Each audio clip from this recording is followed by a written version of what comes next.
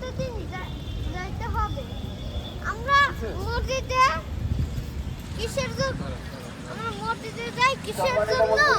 আমরা নামাজ পড়ার জন্য যাচ্ছি। কার পার্কিং ইউনিভার্সিটির সামনে এখানে দেখো হাজার হাজার মানুষ আছে। অনেক মানুষ আছে এখানে নামাজ পড়তে আসছে। মানুষগুলো আসছে নামাজ পড়তে।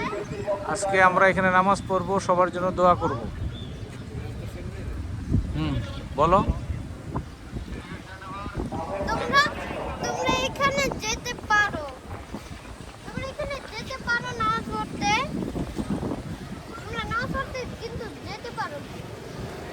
বলো, এখানে অনেক সুন্দর মসজিদ, আপনারা সবাই এখানে নামাজ পড়তে আসতে পারেন। মসজিদটা ওই সামনে একটা পানি রয়েছে ভেসছে। সম্মানিত মুসল্লিগণ, এই দেখো বড় বড় দরজাও আছে। সুন্দর মসজিদ, সুন্দর এরিয়া, আপনারা সবাই এখানে নামাজ পড়তে আসতে পারেন। কার পার্কিং ইউনিভার্সিটির সামনে একটা বড় বড় ফ্যান আছে। Bike parking 60 minute. বড় ফ্যান। সবাই নিজ নিজ দায়িত্ব রাখবেন। অনেক বড় মসজিদ। শুধু কিছু হারিয়ে গেলে প্রতিপক্ষ নয়। এমন এত বড় মসজিদ।